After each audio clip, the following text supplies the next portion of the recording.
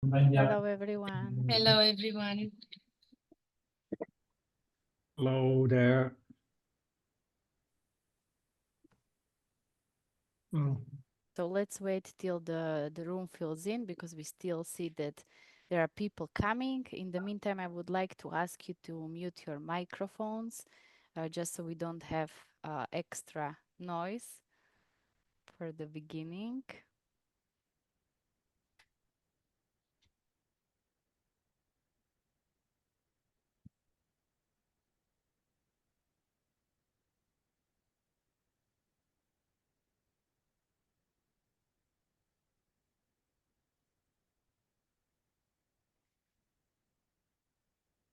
Okay, we still have people coming in. That's great.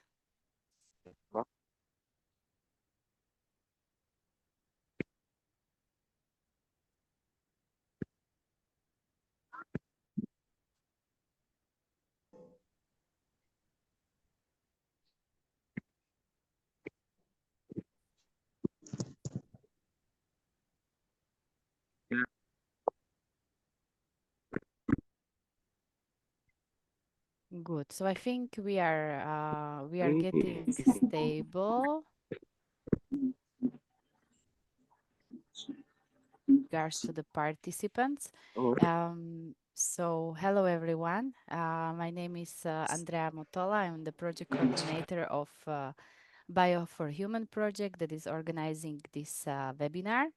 And to start, allow me just to say before we dive into everything that this session is also being recorded and live streamed on YouTube, just for all the GDPR and similar regulations and laws, so be aware of that.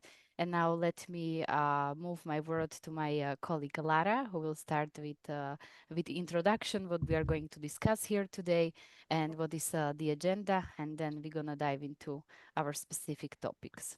So let me share my screen with you and we can start.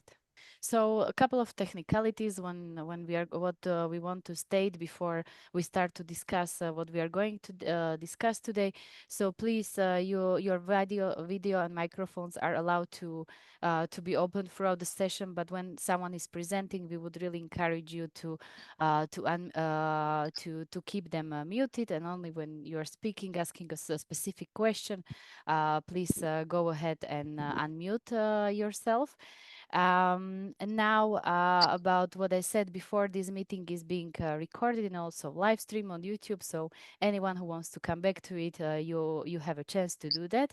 And also the recordings of these meetings will be made public, both on the Bio for Human website, but you will get also the links on our social media. So we very much encourage you to ask the questions because we know that we are bringing here two types of stakeholders from two different areas. So for us, it is really great to have such a bridge, present today during the session.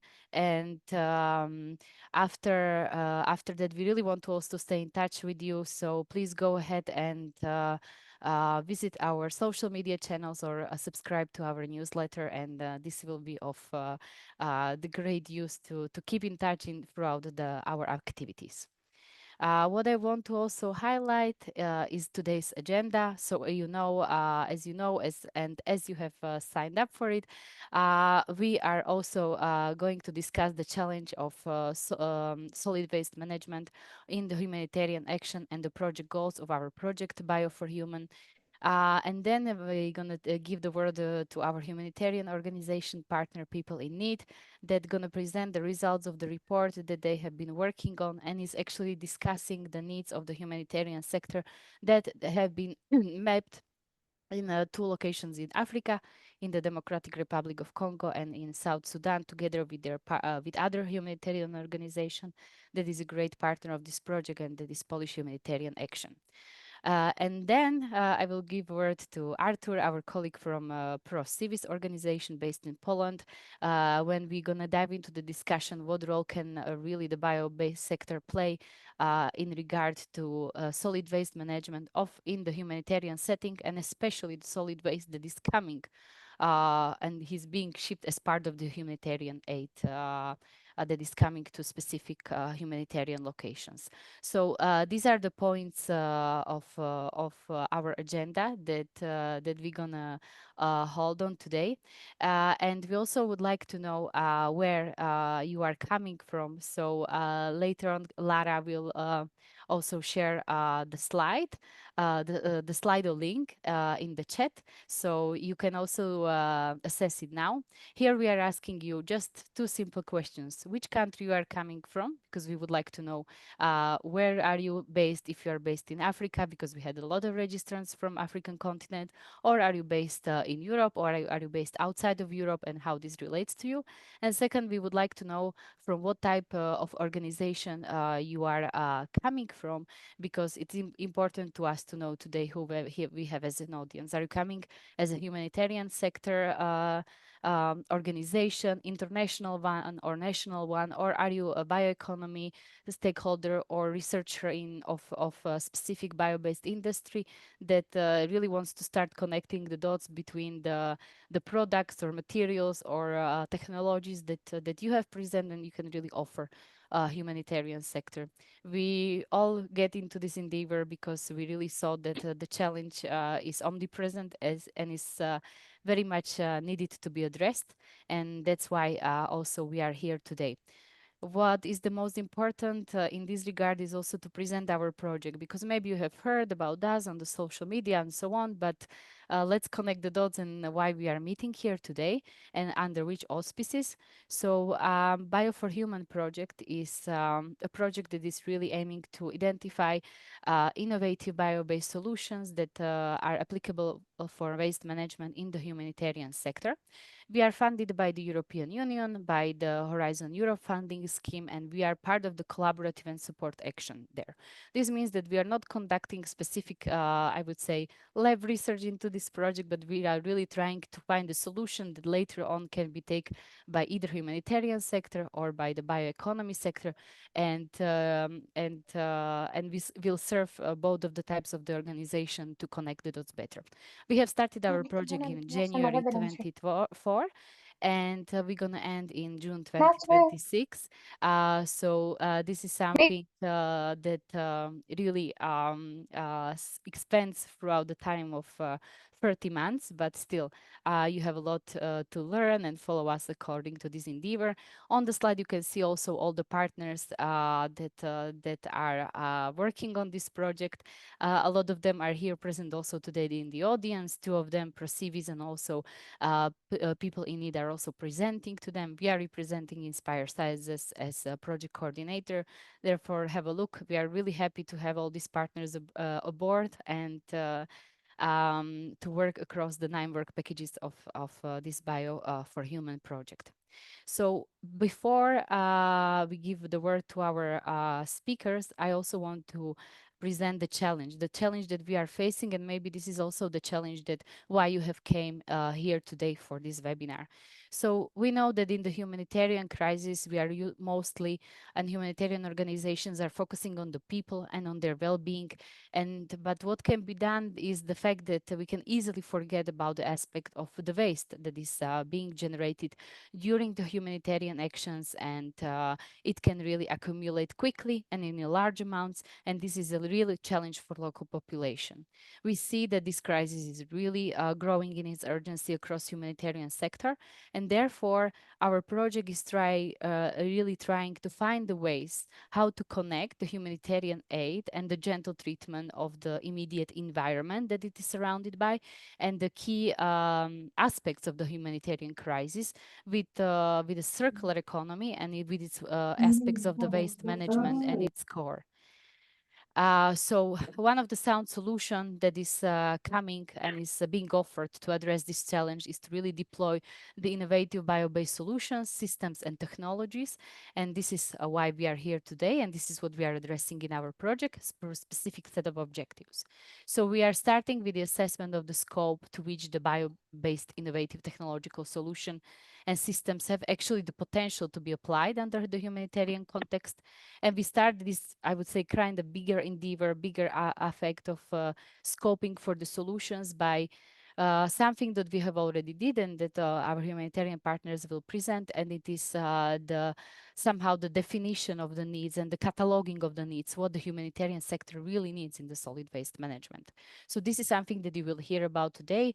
Maybe connect the dots with what you have been working in your specific field, or something that will open the door for new discussions. And now we are starting in the project the phase of really assessing the scope of availability of different bio-based either technological solutions, system, products, technologies that can be considered as solutions to the challenge that we are addressing today. So this is something that we are currently working on in the project. So keep in mind that today we are not here to present the solution, but we are here to discuss with you the potential solutions and hear your thoughts and ideas. After we scope for our solutions, which will set around April next year, we will start with the process of the life cycle assessment of the solutions and conduct the environmental life cycle assessment, and also map what are the best methodologies that really fit the management of this challenge.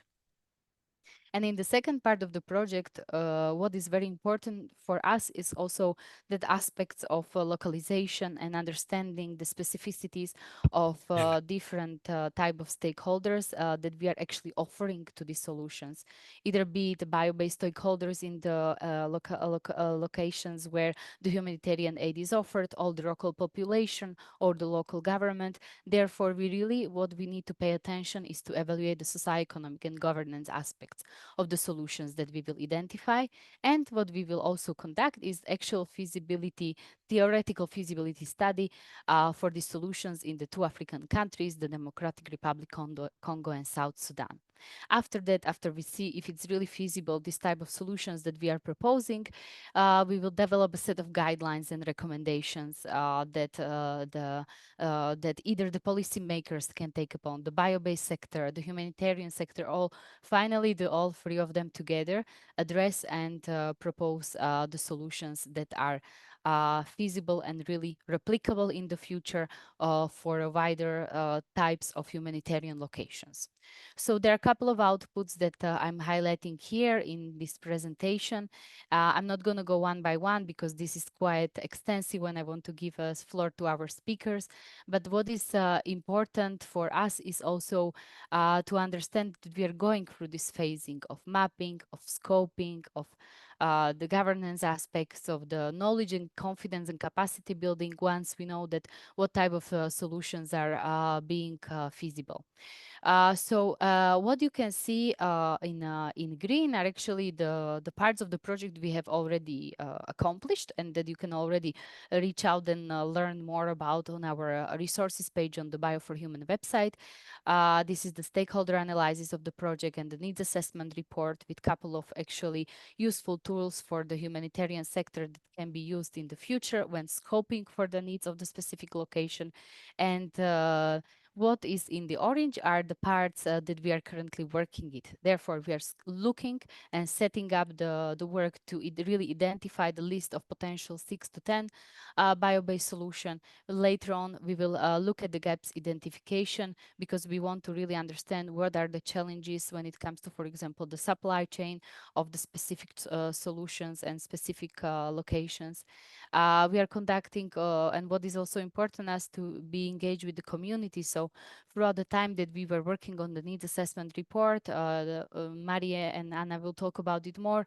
There has been interaction with the communities in the specific type of locations where we have conducted focus group discussions, key informant interviews, and also we shared survey with humanitarian organizations, either international or national ones. So it's really important for us to have the community engaged because without the community, I don't see even the scoping, but also even the agreement or the acceptance of the solution cannot be done. What is important for us is also to present the project and different various international events that you will see more in the future, since we just don't want to present us as a project, but also the results. And also what we are trying to achieve is to conduct several clustering activities with other projects. Therefore, if you are a representative of other funded project in the either under Horizon Europe umbrella or CBGU or so. So please go reach out to us. We have also sister project Worm that is working on the similar type of topic, actually the same topic, but the similar type of the endeavors as Bio for Human. So you might see more of our clustering activities and solution in the future. So I don't want to take more from this floor. I hope you had the time to reply to Slido so our speakers also know who is their audience better. And for me, just a last remark before I move floor to Maria is to please go ahead and visit our social media, whatever is your comfortable social media. So go ahead and follow us. And you can also always email us on inquiry at bioforhuman.eu. This is the email that we always monitor, and we'll be very happy to hear feedback also about this webinar and so on. So I hope this wasn't too fast and it clearly explained what we are doing. If not, go ahead and ask. I will stop soon sharing my screen, so I will see also if there are questions when Maria starts to present. Okay, so do you have any general question about Bio for Human for now? Okay, so I take it as Andrea was clear, and we'll move the floor to Maria Shmidova from People in Need, Czech Republic. Maria, we are happy that you're going to present this tremendous work that you have done under the needs assessment report. So please go ahead, and Anna will join you as well. Thank you, Andrea. I am starting to share my screen. Can you please tell me if you see it? We see it, but not in presenter. Yes, exactly. that's the next step. Slideshow. I know, thank you, Arthur. Well, okay, so it should be all good. Thanks, Andrea, for the great introduction. It was definitely all clear. So my name is Maria Šmídová-Skálová. I work for a Czech international NGO called People in Need. We are based in Prague with many country programs around Africa, Asia, Middle East, etc. And I work within the humanitarian unit as a general humanitarian advisor with a special focus on environmental mainstreaming, mainly of our activities. And I would like to introduce also my colleague Anna. Annie, if you could introduce yourself.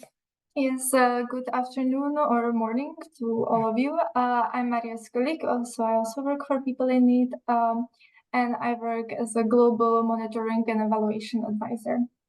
I think you already introduced People in Need, so I think we can get into the presentation now. Yes, thanks a lot. Okay, so as Andrea was saying, during this webinar, we will be presenting the outcomes of the work package number 3 of our project, which was focused on assessing the needs of the humanitarian sectors with regards to solid waste management. And of course, we were thinking while doing this, how could those needs be potentially addressed by bio-based solutions, which is the goal of our project. So we don't have any solutions identified yet. That's the next stages of the project. And we will definitely be doing by the end of the project another webinar where we will be hopefully able to present the theoretical solutions that were tested by the feasibility study, etc.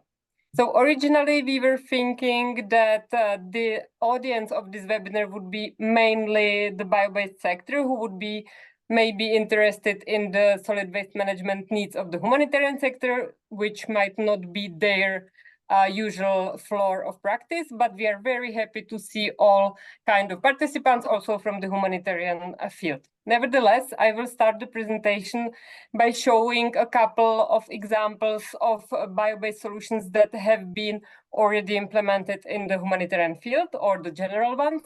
And then we will jump right into the methodology of our assessment that Anna will explain. And then we will get to the possible challenges that the humanitarian sector is facing with regards to solid waste management, and also the challenges that might be there around the bio-based solutions to be potentially implemented in the humanitarian context.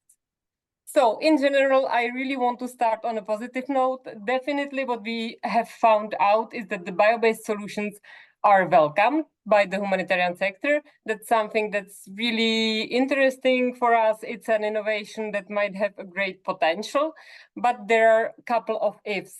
Mainly, the solutions need to be sustainable. They need to be addressing the environmental, economic, and social factors that are there in the humanitarian context, which is a very specific context, as the majority of you already know, of course. It should be adaptable to local conditions, and it should provide long-term benefits without unintended negative consequences. So basically, the solutions need to be based on local resources and knowledge. They should be locally appropriate and ideally empower the local people, context, situation, etc. So to talk a bit more in practical terms, what we have assessed that's already existing, this doesn't mean that the solutions we have encountered are ideal solutions. So they might be there, they might not be as sustainable as wished for originally, or there might be some things that might be still innovated in order to make them more sustainable.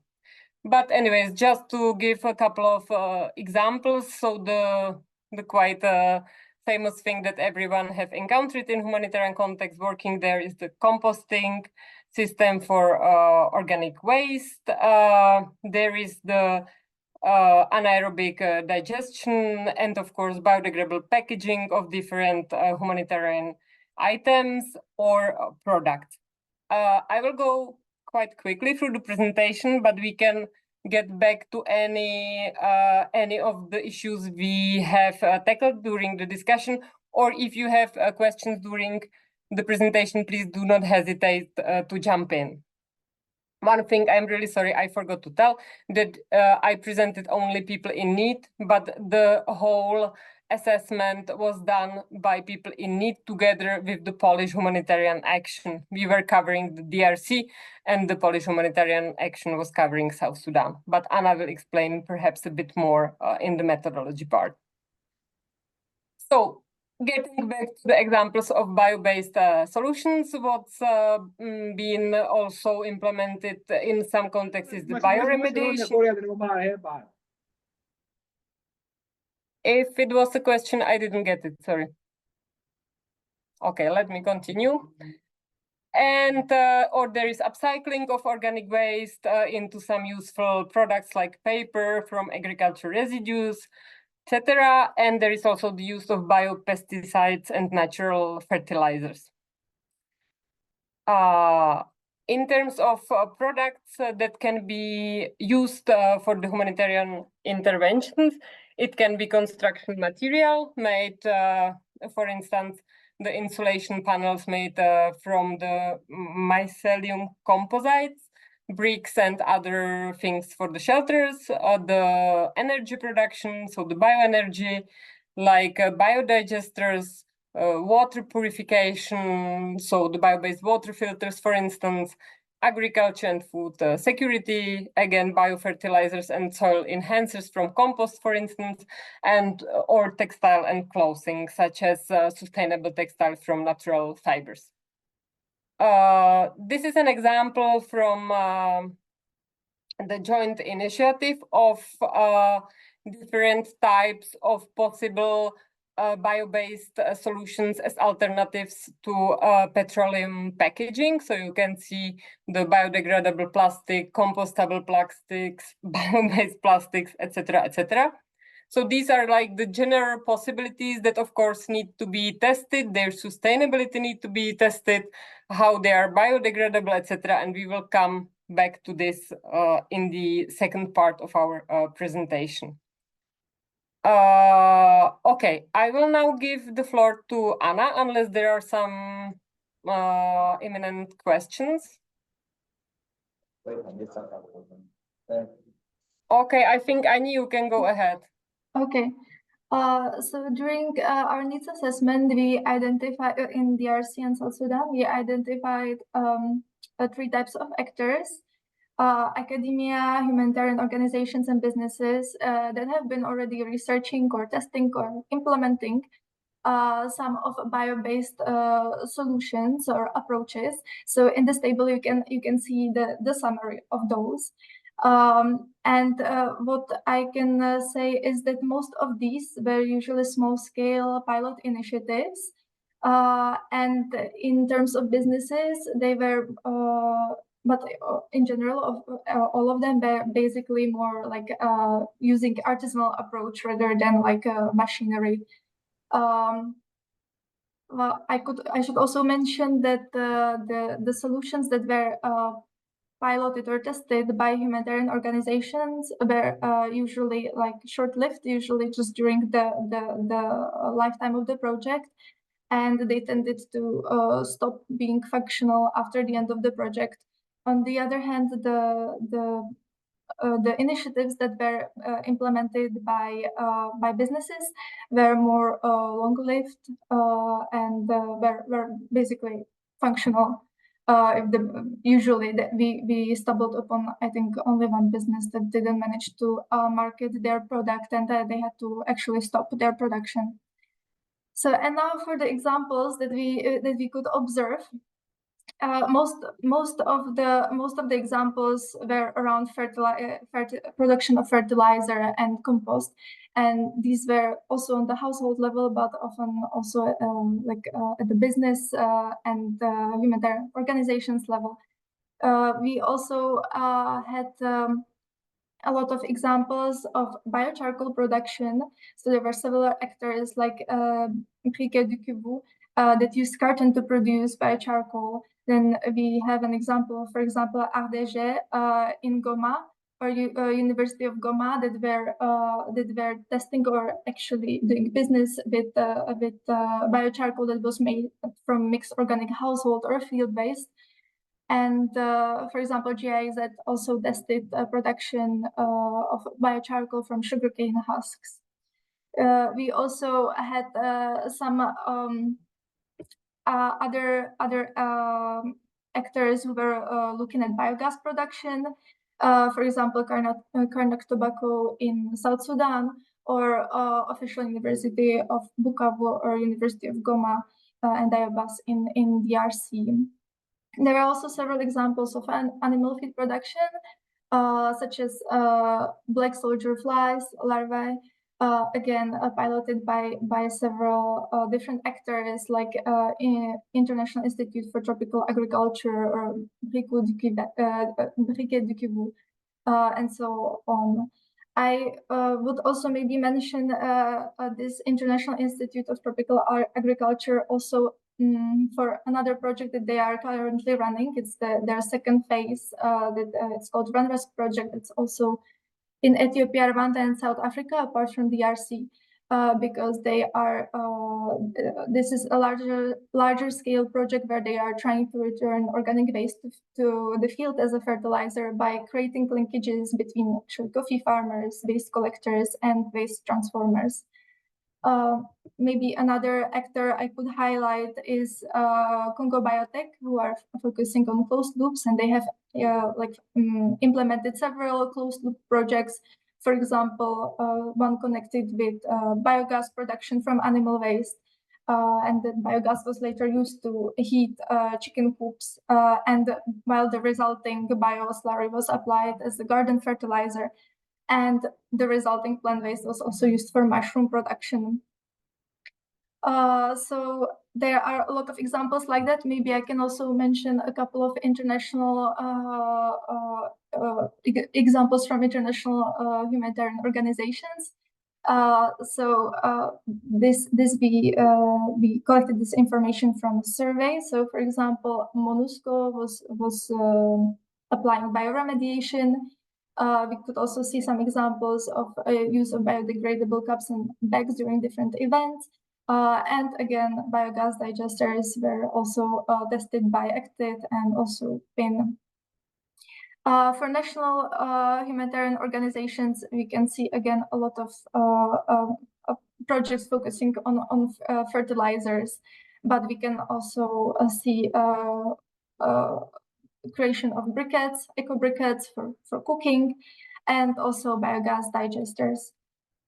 Maybe the last that I haven't mentioned yet is mushroom growing that was implemented, for example, by official University of Bukavu or by GIZ. And actually, the last one is ignition stimulant produced from paper. Again, we have an example of briquette de cuve. So I think we can go next.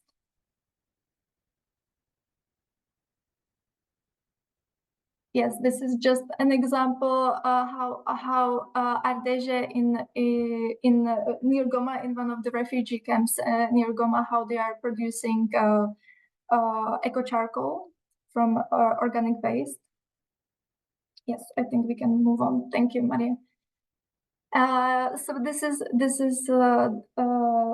the end of the bio-based solutions that we were able to identify, and now to the methodology.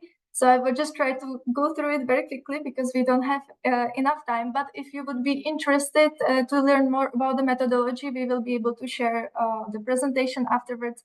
And also the whole report is available online, so you can find more details there. So during the needs assessment, we basically tried to answer 5 questions that you can see on your screen right now. So the first one was what type of and what types and quantities of waste we can actually find in humanitarian settings. We were also interested in the current solid-based management infrastructure and systems that we can find in such settings.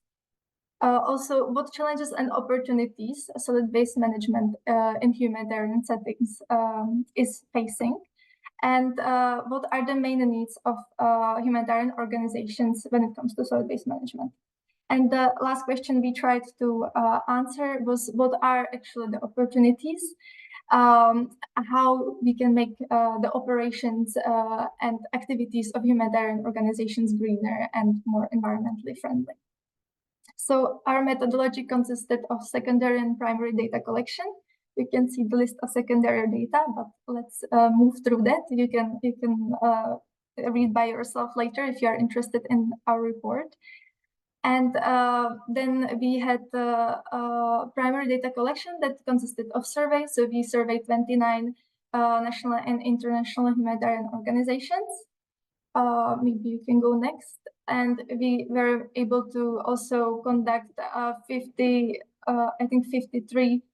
FGDs and KIIs with 5 stakeholders that we actually identified for this needs assessment, which are representatives of the governments, humanitarian actors, community, businesses, and academia. So you can see we managed to you can also see how many we were able to interview in different countries where we did the needs assessment. And lastly, we did 19 observations of solid-based in different types of settings, as you can see, urban, semi-urban, rural, and IDP camp settings. So I think that's enough. We can move on. Okay, thanks a lot, Ani.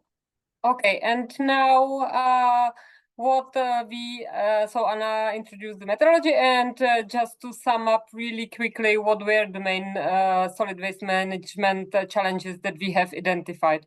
So for those that are who are working in the humanitarian sector, this might be quite obvious, but I want to sum it up again, maybe for our bioeconomy or bio-based technological or academia participants. So the first biggest problem was the lack of solid waste management functioning infrastructure and services like recycling. Then that was the lack of national policies or regulating solid waste management, but mainly their enforcement. There was no effective or in practice strategic planning for solid waste management. The coordination and linkages amongst solid waste management stakeholders was lacking or not sufficient, including humanitarian organizations. And what we have observed is that different stakeholders were or tend to work in silos. For instance, waste collectors do not create linkages with waste transformers, etc. The major issue, I think, for a lot of humanitarian organizations is, of course, funding, but also the HR capacities for solid waste management, or very often the solid waste management as a more structural problem is not a priority for humanitarian actors when it comes, for instance, for real emergencies or first phases of emergencies. There is very often lack of sustainable humanitarian procurement on supply chains. The technical capacities of different actors within the solid waste management sector is low. And what is really missing is quality waste data monitoring and research, both from government side, academia, or private sector, but also from humanitarian organizations. And there might be lacking the solid waste management awareness and mentality. The perception of responsibility is generally very low. So yeah, this is just a typical picture of how solid waste management looks like in different humanitarian contexts. Now, the issue we were facing from the beginning is that originally our project was supposed to tackle only waste coming from the humanitarian activities. But what we have observed that once the humanitarian waste enters the waste streams, it's impossible to see or to say what is the humanitarian item and what is like the general waste. Especially now when the trend within the humanitarian sector is to cutting down the use of our logos. And also when the cash is the primary way how to distribute non-food items, like the priority is to replace the distribution of non-food items by cash or vouchers whenever possible. Nevertheless, we have some examples. This is from REC, a very useful division of humanitarian waste. What is the humanitarian waste? I'm not going to go through this table in detail. You can see it as Anna was mentioning. We will be sharing this presentation, and also the whole report is online available for everyone who might be interested in the details. But we can see different types of humanitarian waste. Then this is just an example of what types of municipal solid waste we can see, for instance, in sub-Saharan Africa. So the 57% is organic, 13% plastics, 9% paper, 4% metal, 4% glass, and 13% other. This division was confirmed by the research participants, and who said that the main type of waste is organic and plastics usually.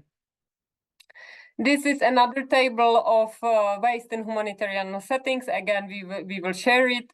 It's to be found in our report. Just to give an example, what types of waste we can come across in humanitarian contexts. And there is, of course, the packaging waste, which is usually the main domain where the bio-based actors are focusing on when they want to come up with some innovations, how to, for instance, replace plastics. But there are quite a lot of challenges linked to this, and I will come to them just in a bit. So I try to summarize different types of challenges that might be linked to the bio-based solution in humanitarian settings. This is not to discourage anyone from trying, because it's something that's definitely needed. And as I was saying at the beginning of this presentation, that it's definitely welcomed in by the humanitarian sector. This is something that was confirmed also through the survey we did with humanitarian actors.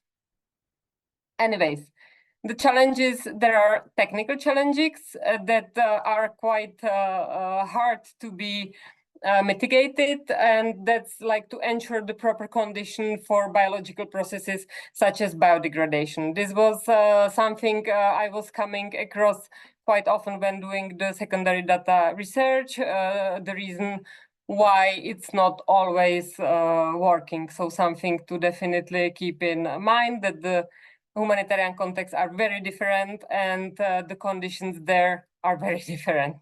Another technical challenge is to maintain the consistent quality of outputs and the scaling up from small pilots to larger operations. Then a quite obvious resource limitation, lack of initial funding, limited access to necessary materials or technologies. There might be also shortage, of course, of skilled personnel. So those challenges, those are just examples of challenges. Some are easier to be overcome, some might be more difficult, but I'm just like presenting them all. Then, of course, environmental factors, the climate extremes that very often we can encounter in different humanitarian contexts that are affecting the biological processes I was talking about already. A limited space, especially in refugee or IDP camps or in urban settings. And yeah, potential for environmental contamination, quite obvious. Another type of challenges or barriers are the social and culture. There might be resistance to handling or separating certain types of waste, lack of community buy-in or participation. There might be cultural taboos. So especially those social and cultural, there are, I think, important to be mindful of, but if done properly, they can be overcome quite easily, I would say. There might be operational challenges, how to integrate new systems into already existing waste management practices or mostly non-existing waste management practices. How can we ensure the consistent waste separation at source? How can we manage odors and pests? The economic viability, how to create the sustainable business models. Anna was talking about it a bit when she was mentioning different types of bio-based solutions implemented by small businesses or initiatives. Another challenge can be limited markets for end products in humanitarian contexts or competition with cheaper, non-sustainable alternatives. Regulatory hurdles, sorry. This is something I was also mentioning that we have assessed that the regulations within different countries that are of humanitarian context might be unclear or non-existent or too complex, etc. It can be difficult to obtain different permits, and yeah, there might be knowledge gaps, lack of local expertise. Again, some of these challenges can be easily overcome by well-designed strategies. The data are lacking generally, but limited data on long-term effectiveness are definitely lacking in humanitarian contexts. Logistical issues, huge issue in itself, difficulties in transporting, challenges with reliable supply chains, seasonal variations in waste composition and volume. And yeah, stakeholder coordination. It's very hard to align different interests of multiple actors, be it NGOs, local and international, local authorities and communities. It's very hard to ensure the consistent support across different phases of humanitarian response, which also comes to balancing short-term needs with long-term sustainability goals. This is something we are encountering in our practice. I think all of us that are participating in this webinar and are from the humanitarian or development sector. And monitoring and evaluation. There is no consolidated or appropriated metrics how to for the success in these challenging environments, etc. I think those are the main challenges. There are quite few, as you can see, but as I was saying, I think it's important to be mindful of those when designing the bio-based innovations or any type of innovations, but it's also good to know that a lot of them are definitely easily manageable when we have a good design, when we involve the communities in the design, etc. So I think we don't have time to go into another examples of technical barriers. We can maybe come to those within the discussion. I can show also some or send you some links of some examples such as the eco-tarpaulin, which is a good example that was done by UNHCR and partners, and they shared their methodology of LCAs and everything. So I can share it by the end of this webinar. And and other examples of technical challenges for biodegradability I was talking about. So these are like more practical examples we can touch on during the discussion. And Andrea, I'm sorry, I am not sure how much time we have. Can you help me with this? Sure. I would say we have like last 3-4 minutes if it's Okay, fine so with I you. will just skip this part, but we can come to this during the discussion because we wanted to show why is it important to have the comprehensive approach to the bio-based solutions. So we have different parts of this issue.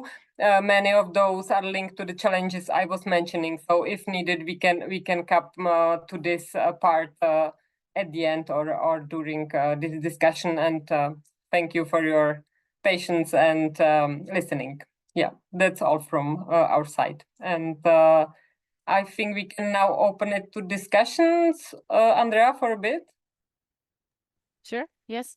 If you have any questions to Maria, Okay, her let team. me. I wasn't able to follow the discussion in the chat, but please go ahead, anyone, if you have any questions about anything we mentioned during the presentation or anything that that can be linked to the assessment we did.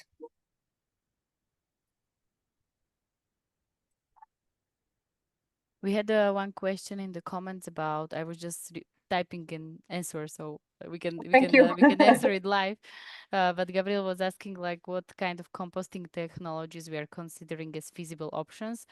So we were in general in this challenge we are really open to all the bio-based technologies that can address it, and you can reach out to Arthur about that. But specifically throughout the report, actually, Gabriel, you were mentioning food and agriculture organizations. So we also had one type of solution about the composting project in one of the refugees camp.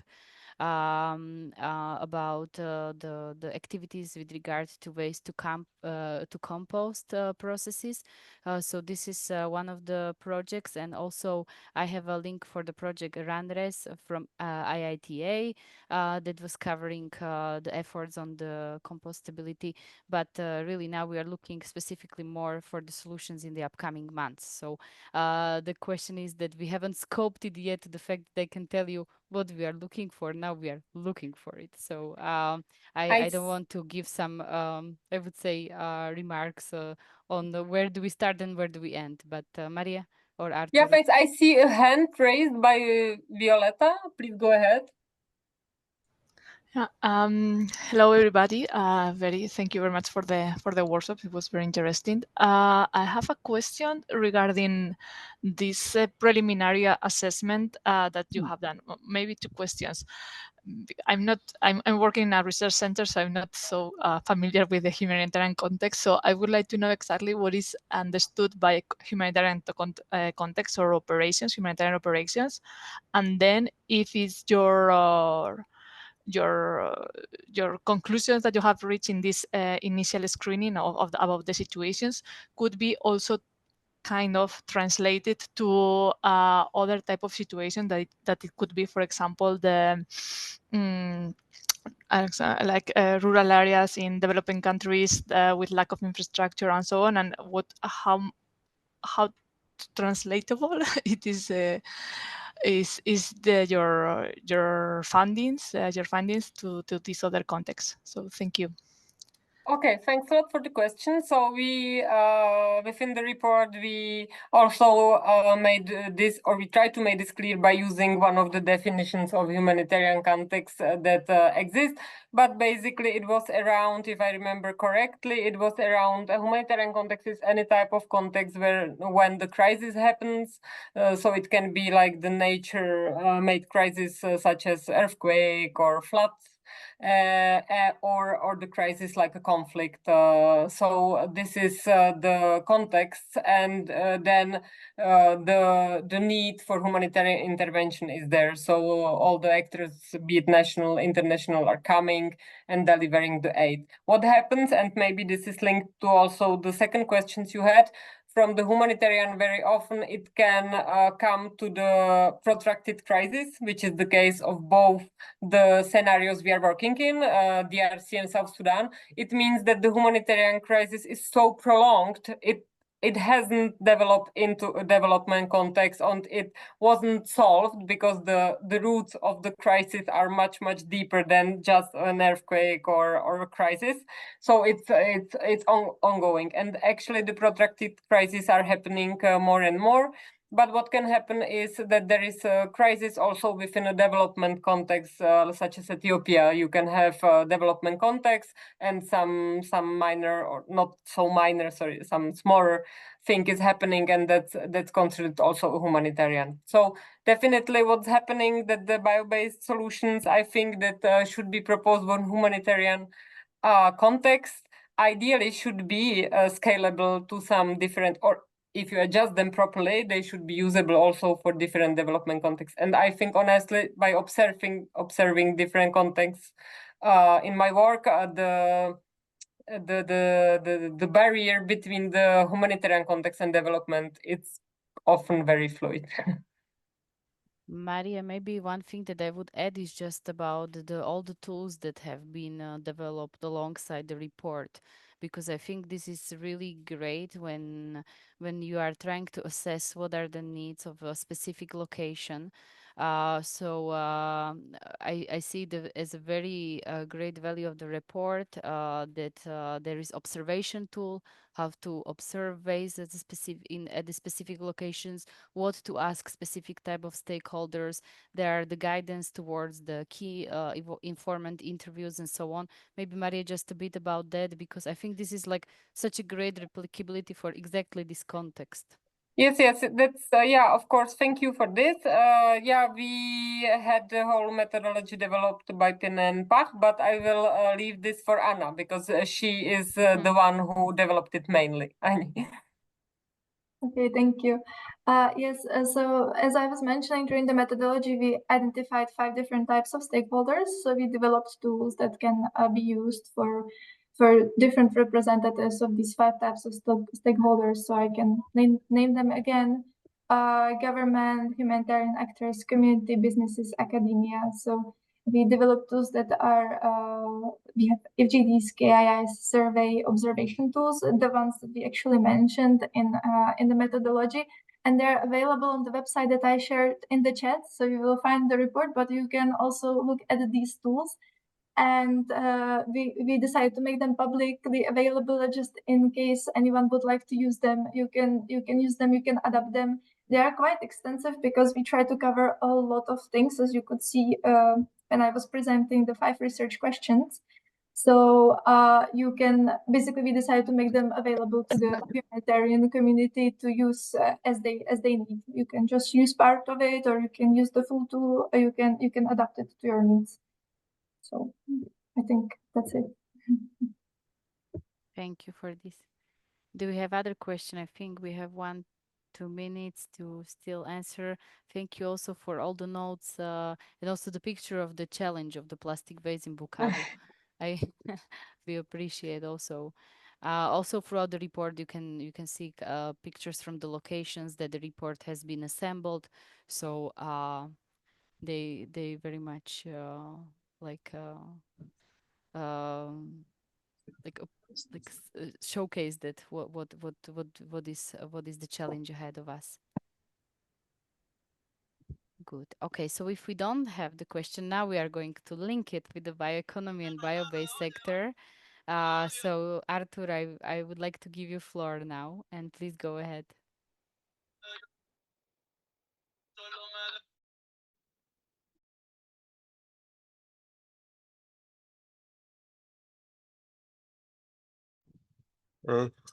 Hello, everyone. Good afternoon. I hope you can see my presentation now. My name is Artur Sobolewski, and I am representing the Polish Foundation ProCivis. We are partner to the Bio for Human project, responsible for the scoping activity of all the potential bio-based solutions which could be of help to the humanitarian sector.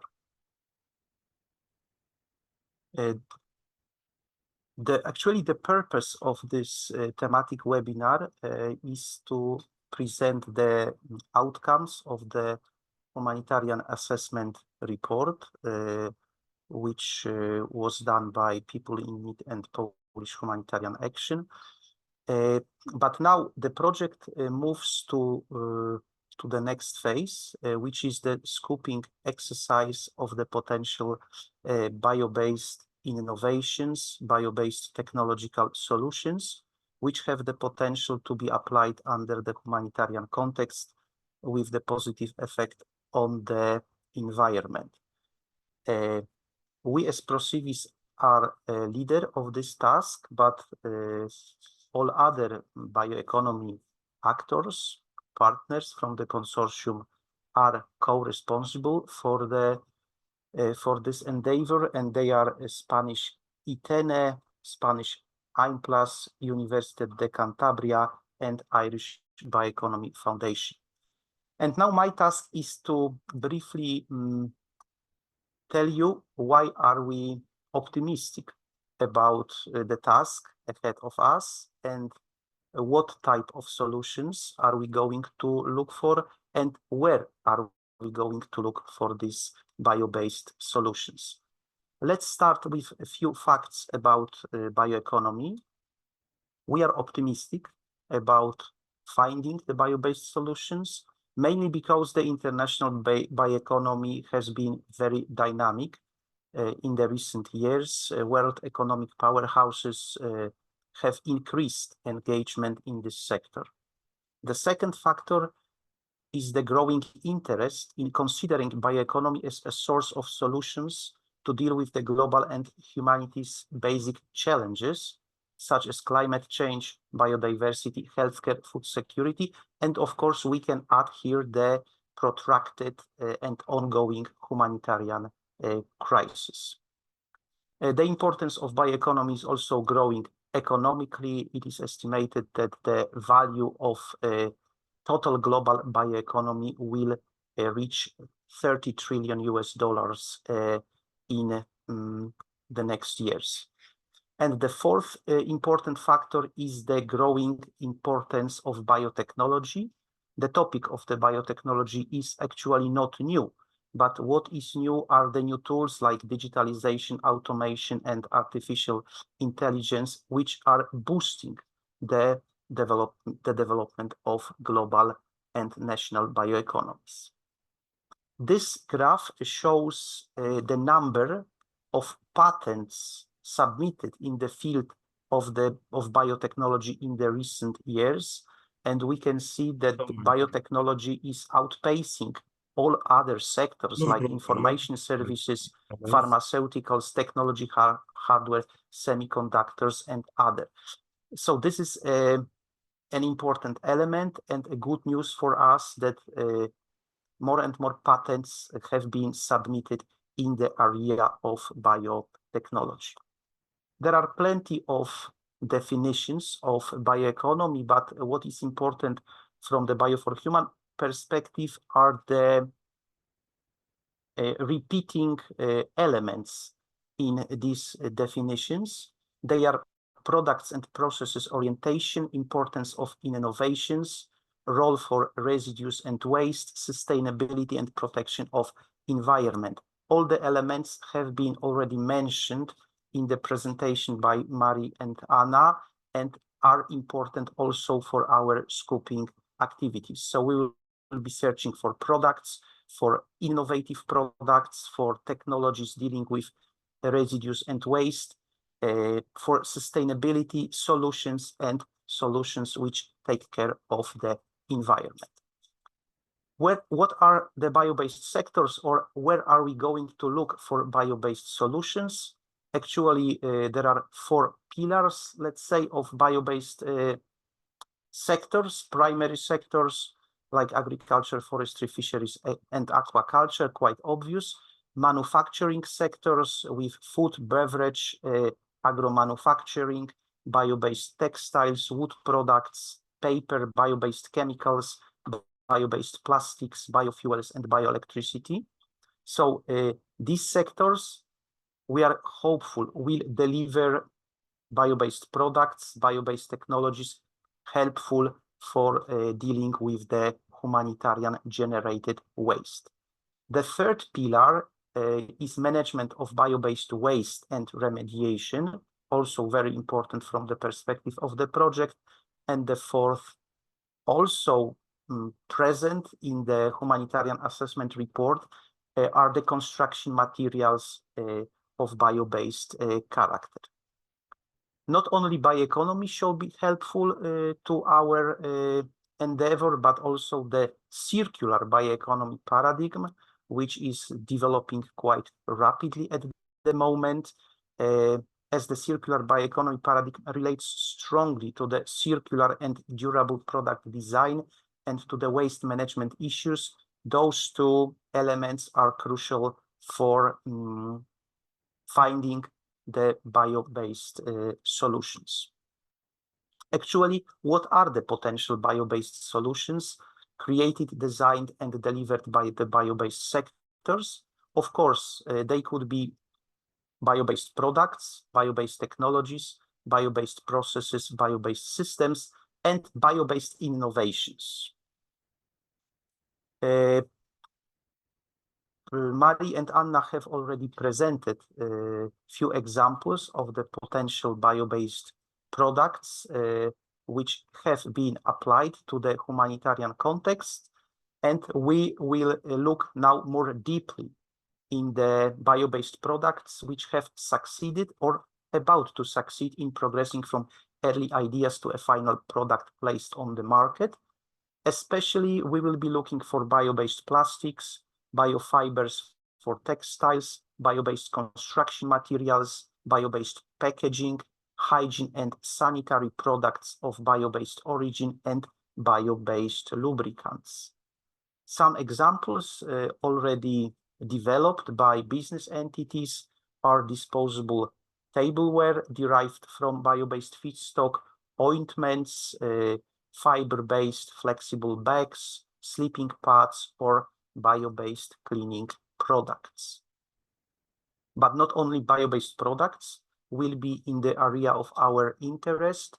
We are also looking for potential bio-based technologies dealing with solid waste management or solid waste issues like composting, bioremediation, waste bioraffineries, black soldier fly bio-waste processing, and vermiculture.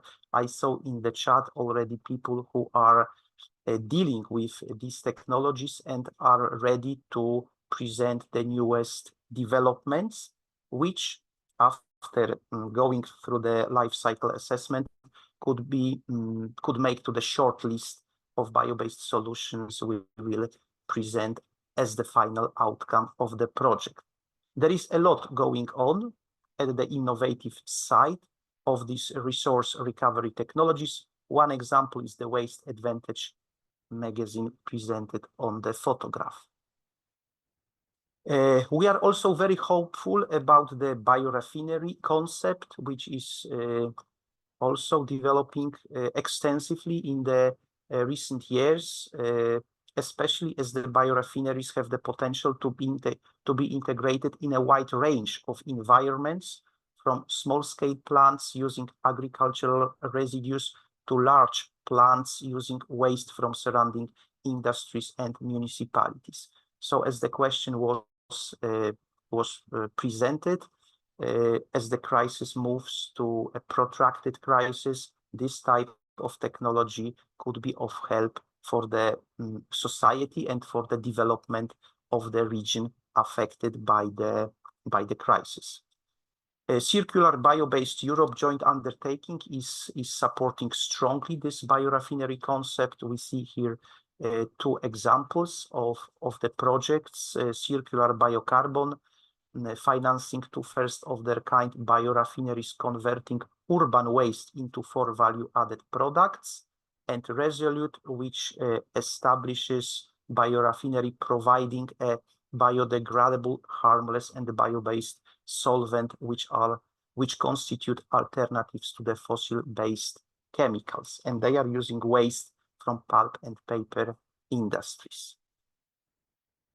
So what we are about to do, we are looking for the bio-based innovation waves, not for the products which are already implemented. We hope to find new innovative solutions which comprise potential of nature's biological functions and abilities of available technologies in order to deliver bio-based innovations.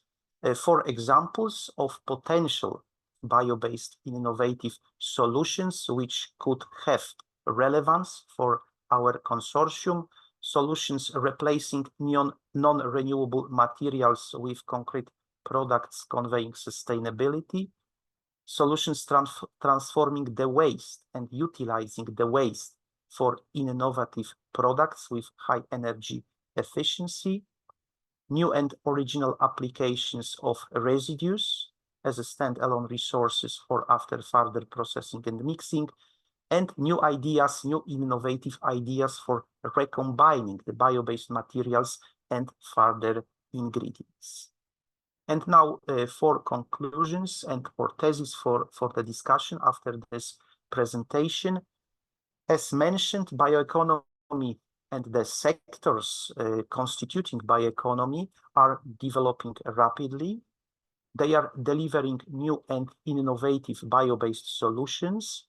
From the perspective of the project, the bio-based products and bio-based technologies shall get the most attention.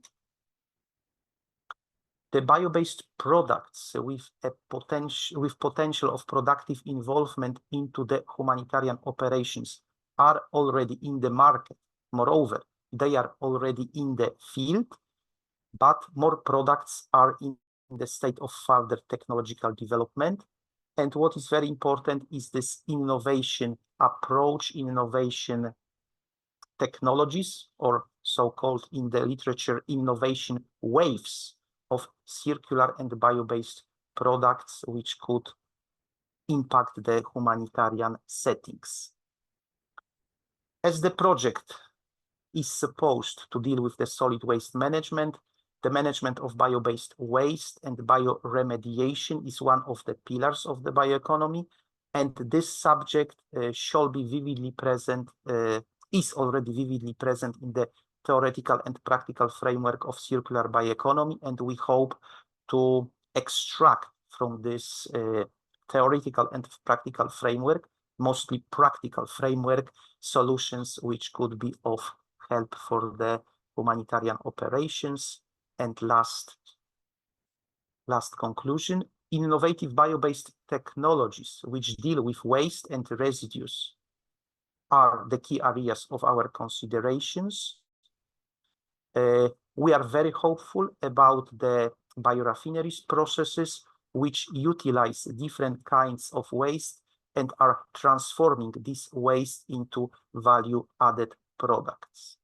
So this is this presentation shall serve as a kind of bridge between the already delivered strong humanitarian assessment report, which shows what are the needs of the humanitarian sector, especially in terms of the waste management, and the upcoming task, actually already started task, which is about scoping for different bio-based products, bio-based technologies, bio-based innovations, which could find their way into the humanitarian operations.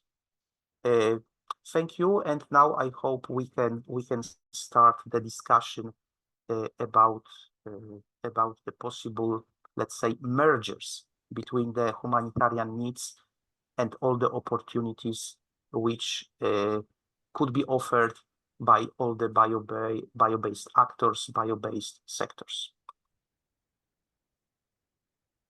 Great. Thank you very much, Artur.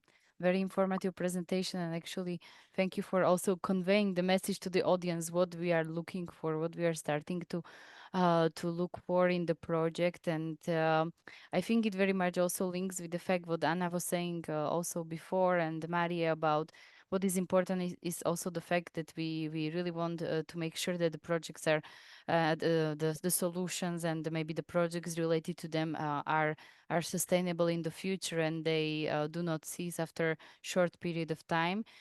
We are not saying that we are looking for solutions that I would say that that have to be like now developed or that are coming to the market, but we really want to assess also what is already working in specific type of locations, maybe what necessitates a certain level of alteration in order to support maybe the sustainability, maybe the different angles of the solutions in order to really make them applicable. So as we were saying in our like one of our project meetings in the past week, is like we don't want to reinvent the wheel. We really want to assess what is on the ground and what can work practically. So we are really happy that that we have you here. Maybe I would say the implementers of some of the solutions, if you are coming from the humanitarian sector or area around it, or you are the solution providers here in the audience. So we would really like to hear about that. Piotr is asking, if we rather suggest centralized high-tech solutions versus decentralized low-tech solutions. So Artur, you want to answer that? So at the moment we are at the beginning of this scoping activity, and I would say we are leaving the gates as open and as bright as possible.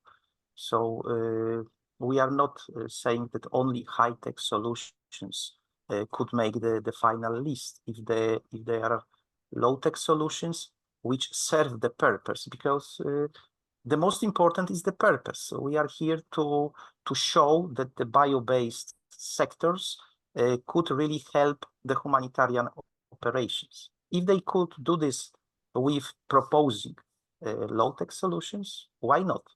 So of course, and innovation is not only limited to the high-tech technologies. So we can also experience innovative solutions in a quite let's say, simple manner. Yeah, I want to second that thought about the innovation and the high tech solutions. I don't. Yes, of course. We'll first of all, it's not necessarily these two terms equal, as Arthur was saying, and also when looking for like, okay, let's say we introduce the high tech solution, but we really need to understand to which location we are doing that. Okay, in some type of humanitarian location it can be feasible, but in another, like due to the infrastructure or other type of challenges, high tech is not the solution. So as we were saying, the doors are open. This is why we have this exercise, and of course we have certain investigation lines within the projects that we are looking, but we are not setting ourselves some also TRLs or high tech versus low tech or so on. I think it would very narrow down our approach. Yes, this wider one is a bigger challenge for us as a consortium, but well, this is why we are here. Andrea, this is Nilo. Can I ask a Hello, question? Nelo. Good to have you here. Hi. Yes, sure. So I work with and for the bio-based industries consortium, and as we set up these bio-based value systems or value chains, we would like to steer them to where the products and the services that we make will find application, will find acceptance application, and there where it adds value and where it is good for humans and environment and animals.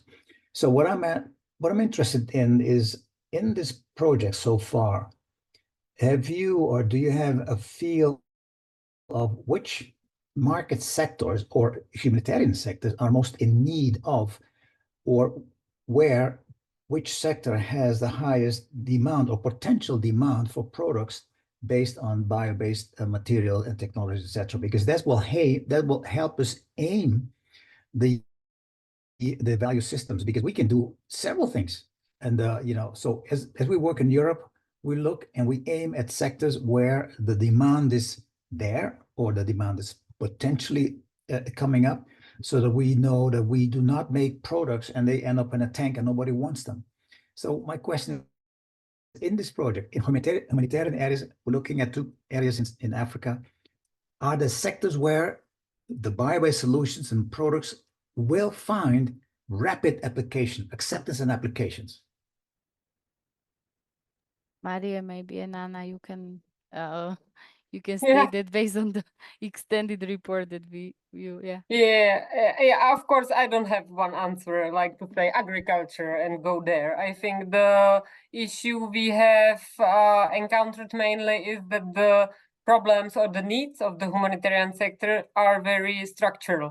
So everything is linked together. So I think this is something we are looking also into, that when we will be proposing some 10, 6 ideal, let's say, bio-based theoretical solutions, I think we will be aiming at different levels and sectors. So it might be something more structural. It might be perhaps even proposing to help the initiatives that are already there with some knowledge or technologies to make them, for instance, scale up or make it more sustainable what they are doing.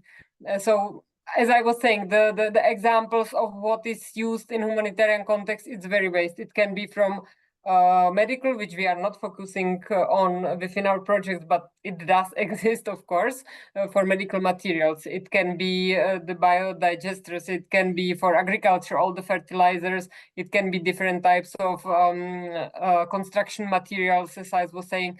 But I wouldn't, from what we have assessed, I wouldn't focus on one sector or one geographical area. To me, it's something mainly to work with local initiatives that might be interesting and see how perhaps what they're already doing can be enhanced or changed so it's more sustainable, etc. So I think anyways, every time we need to do this perhaps a bit dirty job of assessment in the parts where you want to implement and see what the exact need and potential is there. But Anna, please don't hesitate to compliment me, or anyone else, of course. If I may, Tadeusz here. Yes. Okay, thank you very much. Nelo, thank you very much for your question. Maybe if you remember me, we were working together on the Polish report on the bioeconomy for a little while. And thank you for your question. And exactly what we will do now in this stage is to make a gap analysis. And this gap analysis will aim on kind of few levels, but among these levels, it will be 2 leading ones. One will be the sectors in which the innovation, bio-innovation could be more easily applied. And second will be the logistic chains. So we will look along the logistic supply chains in the humanitarian actions and see what are the gaps and what are the places to implement a best possible bio-based solutions. So now we are in the stage, so knowing about the needs, which has been done by humanitarian organization, having a knowledge about the bioeconomy sector potential, and obviously that's what Artur presented, and myself and our team is permanently involved, including, so we are also a member of CBEJU and big consortium, so we permanently follow the new technologies which are, or new technologies, new products, new solutions which are appearing on the market in the bio-based sectors. And having this gap analysis by sectors and having gap analysis by value chain, we will match our knowledge on the bioeconomy sector innovation with these various gaps which we will identify.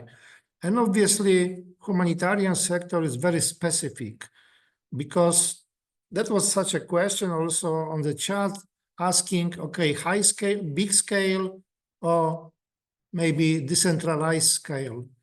And I may say, okay, I am a fan of the smaller scale, local scale, because usually bioproducts is very, maybe not difficult, but because biomass has usually not such a high value, so it's very difficult to transport, to move on the long distance, because the cost of transportation usually are very high. And in the case of humanitarian actions, to implement the large-scale innovation or large-scale technology, what is obviously, we are facing the economy of scale. That means, okay, it has to be a concentration of the products, waste as a product. So we need places we can only implement large-scale centralized solutions in the places when the certain amount of waste will be collected and can be permanently supplied for the long time and so on. So it has to be few conditions related to the economy of scale. And obviously we'll look for such a solution in such a places when waste, solid waste is concentrated, is segregated, meet some standards, and we can process this using the larger scale approach. But I believe in the humanitarian action, most of the problems with waste are rather micro type and local type. And obviously we will propose the most sufficient innovation, but look at it, is it possible to apply in such a rather smaller scale? Because some waste is appearing along the supply chain. Some places like warehouses and concentration areas when, okay, you may say, yeah, we have some spots when the amount of waste is larger and we can think about the, okay, economy of scale and bigger solutions. But as I notice, okay, most of the issues related to the humanitarian aid, solid waste, is facing with very local problems. And another issue which make difficulties to implement very fancy, very expensive and long-term possible to need to operate technologies is also so that many of the humanitarian actions are only periodical, or they last for the certain time. That is also need to have a little bit different approach because of it. Just responding a little bit, maybe too long in your question is, okay, yes, we will look everything which has been done historically and now is undergoing in the big consortium and all these very nice BBIJU and now CBIJU projects. But okay, we have to, in some cases, probably consult like with people like you. I'll be very pleased to have such a consultation. What is possible from this technology to be maybe upscale, or will be maybe downscale to be applicable in this humanitarian aid, humanitarian action solutions. Okay, so this stage, what was your question, is just coming. We are now working on it, and I believe some answer to it will be ready like in March 2025. Thank you very much. Thank you, Tadeusz. This was really great addition to it. And Anna, you also wanted to add a bit to what was Maria discussing now about Yes. just So the I map. agree with what was said. I would just maybe look also at what type of waste exists in the humanitarian context, and we could see that 57% of that waste was organic, and also all the existing initiatives that we have now, and we could observe in the field were actually not preventative measures, but they were initiatives that were already dealing with the waste, and specifically organic waste. So I think it is also good to like follow up a bit with these actors that we already identified, even research institutions and universities that already are doing some work on this, and also learn from them, because they understand the context and they know what kind of solutions could be applicable. And because it's just not about the solutions themselves, but also like the socioeconomic context and the general legal system, let's say, that's in the country. So I think that is also what we will be looking at basically throughout the project. Great, thank you very much. Amro and Marta said that it was very useful webinar and that they're happy that we had some joint initiative inputs to it, and we will be, of course, in touch through either a team of people in need or other partners that will be relevant for the discussions. We have additional question from Piotr. If we take into account another value of tackling biowaste beyond good for human, environment, animals, namely climate, by diverting biowaste from landfilling, we directly reduce the methane emission and instead turn it into the soil improver or feed. This can be like in fact be applied as climate action. So basically climate funding can be applied. Yes, we are also taking this into the consideration. This is also being taking the climate and the environment aspects, and like really like the whole process here is being part of will be also part of the life cycle assessments of the solutions that will be proposed. So we are not forgetting this aspect, but we first need to narrow down the solutions in order to assess which and go deeper into the aspects such as climate and environment. But it is also part of the pre-screening. And I'm sorry if I don't see any. Do we have other question? We have some comments and discussions in the chat, which I'm very happy that are happening. But we are slowly running out of the time. So I would like to give just the floor if we have some solution provider that would like to maybe step in or jump in, or even some solution implementers. So we would be very happy to hear it live. We got quite a list also in the chat, but nothing better than having it during the session. So please go ahead if you have such a thing.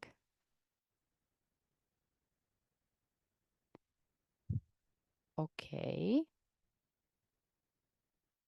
Good. So if not, any floor for any question is still open. You also have we will Lara, if you can drop an email to inquiry to the chat, you will also get post webinar communication materials where you will find the report that Maria and Anna were presenting, all the tools that are available to be used in your settings, to be adjusted, to really identify what are the solid waste management needs in the location. You can also reach out to Arthur and us with regards to the solutions that you have been I would say in touch with or having had experience with, because this is something that we are starting to work on right now, and actually this is why this webinar is right now happening. And we took note of your emails and conversations, so we will reach out to those actors that we had this side note or side chat discussions. For sure, this is very important for us. And I want to just ask other speakers if you have some question or remarks for our audience, that some words of encouragement towards the next steps of Bio for Human. Yeah, if I may, I wanted to thank everyone for the comments and also for the offer of collaboration. We will definitely be happy to use this, especially Amro and Marta. Definitely, we, as Tadeusz was mentioning, we are planning to do some supply chain analysis. So if you have some capacity, perhaps to comment on the methodology, definitely welcomed. the same for the packaging. So I think we have your contacts. I have your contacts. So I will definitely come back to you with more practical proposition how we could use your resources and knowledge. So thanks for that. Yes, thank you very much. And I would like to also conclude this session. Thanks to our speakers, also Tadeusz, everyone who participated in the conversations. We are very happy that this was also the attendance, and we had such a lovely audience in the first thematic webinar of Bio for Human. We will hold more sessions also in the autumn on specific types and efforts in the project. So please stay in touch with us. And you will also be able to find the recording of the webinar on the YouTube and on our social media. So if you want to go back to this session, please go ahead and do so. And at this time, I would just like to conclude and thank you very much, everyone, and hopefully see you very, very soon. So thank you and have a nice rest of your day. Thank you. Thank you. Thank you Goodbye. very Bye-bye. much. Thank you. Bye-bye. Bye-bye. Bye-bye. Thank you. Bye.